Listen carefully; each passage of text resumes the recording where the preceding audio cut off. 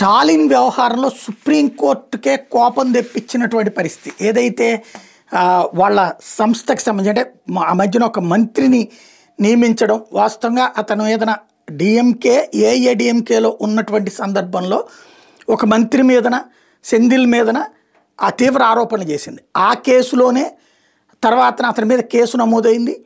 వీళ్ళు పవర్లోకి వచ్చాక అతను వచ్చి డిఎంకేలోకి వస్తే అతన్ని ఎమ్మెల్యేని చేసి మంత్రి కూడా ఇచ్చారు.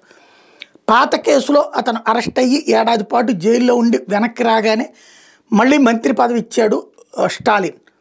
ఇప్పుడు ఆ స్టాలిన్కి సంబంధించినటువంటి ఈ వ్యవహారం మీద సుప్రీంకోర్టు తీవ్రంగా స్పందించింది. ఏ విధంగా చేస్తారంటూ అన్నాక అతని చేత రాజీనామా చేయించినటువంటి ఉదంతం చూసాం.